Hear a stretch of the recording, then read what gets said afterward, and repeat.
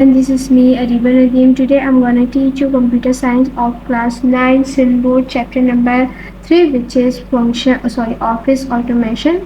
Okay, so this is I guess part number 4 of this chapter. ठीक है, तो इस चैप्टर में इस पार्ट में हम जो चीज़ पढ़ने वाले हैं वो है फार्मूलाज। आई होप सो आपको फार्मूलाज के बारे में पता होगा, मतलब कि आपको पता होगा कि फार्मूलाज क्या होते हैं, हम इसको क्यों यूज़ करते हैं। लेकिन अगर आपको नहीं भी पता तो मैं आपको एक छोटा सा इंट्रो दे देती हूँ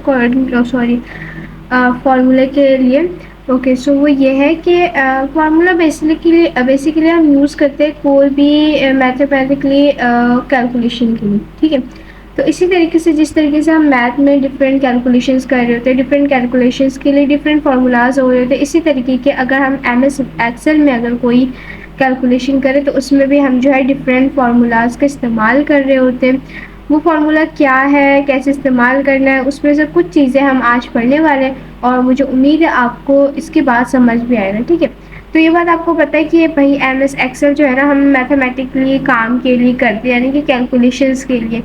तो लॉजिकली बात है कि जब कैलकुलेशंस की बात हो रही है तो वहाँ पर कहीं ना कहीं फार्मूलाज का इस्तेमाल भी लाजमी ही होगा। तो अब हम देखते हैं कि भाई क्या है फार्मूलाज मज़ीद और किस तरीके से हमें करना बाकी चीज़ें।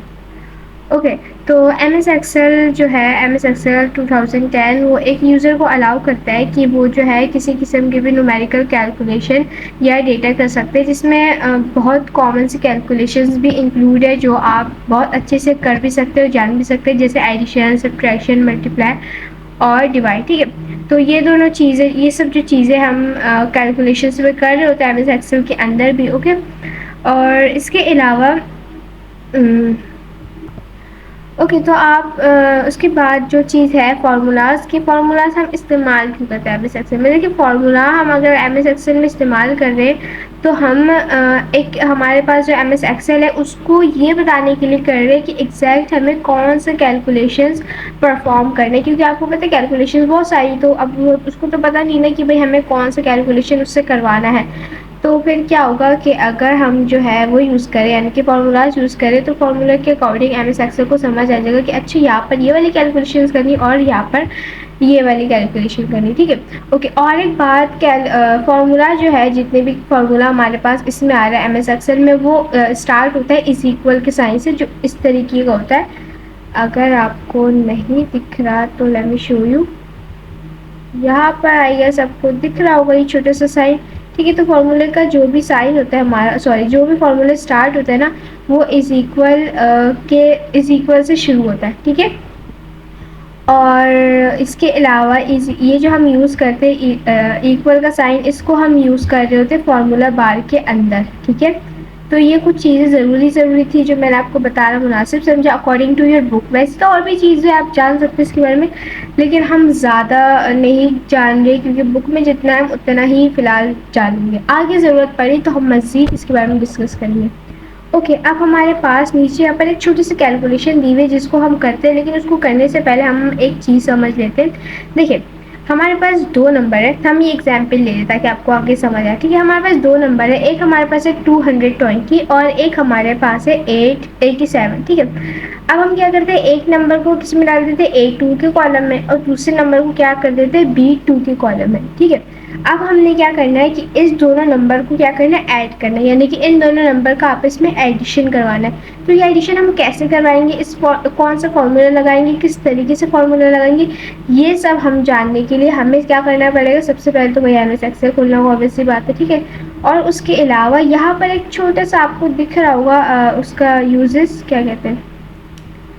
ओके, वेट अ मिनट, ये ना, यहाँ पर आपको दिख भी रहा होगा कि इन्होंने हमें ऑलरेडी डिफाइन किया हुआ है कि किस तरीके से जो है हमने दो नंबरों को आपस में क्या करवाना है, ऐड करवाना है। लेकिन इससे पहले हम क्या देख लेते हैं, MS एक्सेल खोल लेते ताकि हमें करके ज़्यादा अच्छे से समझ आ जाएगा।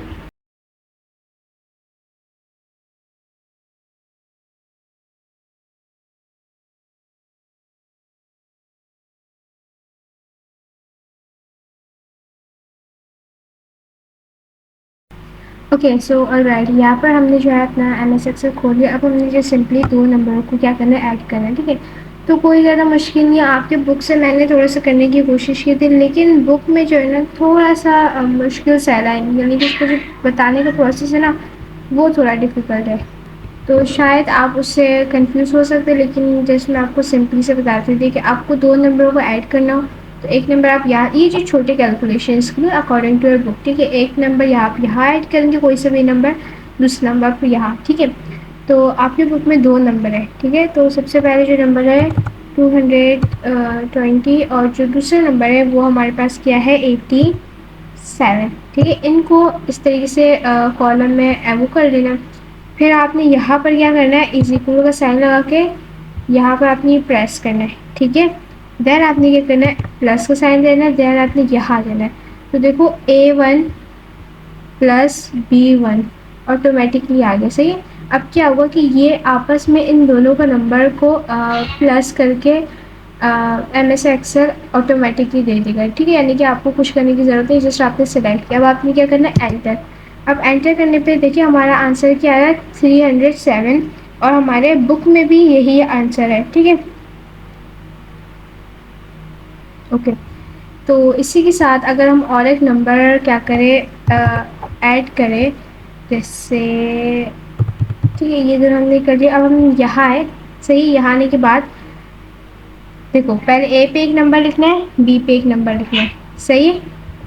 जैसे आपने ए और बी पे नंबर लिख लेना है, आपने क्या करना है, सी वाले कॉलम पे इस तरीके से एक टैप कर देना है, देन आपको लिखना है इज इक्वल, फिर आपने 1 को जस्ट टैप कर देना है, फिर आपने इधर क्या करना है, प्लस का साइन। ओके सॉरी गलत हो गई, ठीक, दोबारा करती हूँ। यहाँ आए, हमने क्या किया है, तो सिंपली एक मिनट, यहाँ हमने इज इक्वल लगाया, यहाँ हम आए, हमने प्लस का साइन लिखा, फिर क्या मुसीबत है।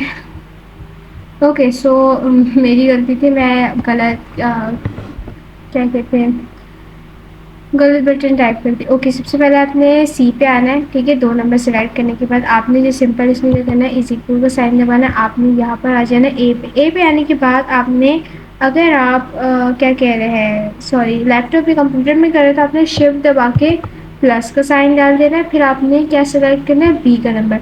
जैसे आपने बी का नंबर सेलेक्ट किया, देखिए B2 ऑटोमेटिकली आ गया। अब जब आपने ऐसे कर लिया ना, ये कुछ इस तरीके का आपको नजर आएगा, देन आपने सिंपली क्या करना है, एंटर दबा देना है। एंटर दबाने पे क्या हो जाएगा, आपको ऑटोमेटिकली MS एक्सेल जो है ना कोई से भी दो नंबर को ऐड करके दे देगा।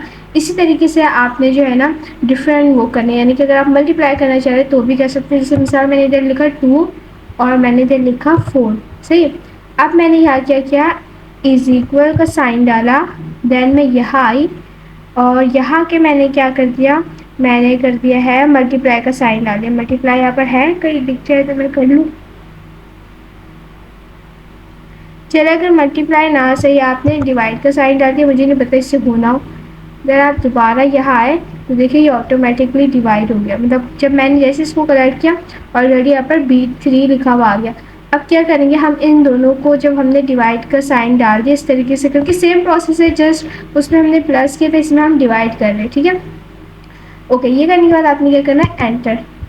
ओके, जैसे ही हमने एंटर किया तो हमारा आंसर क्या किया, 2 को 4 से डिवाइड करके हमारे पास आंसर आया 8। तो इसी किस्म का सेम प्रोसेस है सब में। आपने जस्ट कुछ नहीं करना है, जस्ट ऐड का फार्मूला लगाना है, सब्ट्रैक्ट का फार्मूला लगाना है, मल्टीप्लाई का फार्मूला लगाना है, डिवाइड का फार्मूला लगाना है, और इसी तरीके से करके आपने सेम प्रोसेस सबका, एडिशन का भी, हर चीज़ का, यानी कि जितने भी कॉमन कैलकुलेशन है ना वो MS एक्सेल में इसी तरीके से होंगे।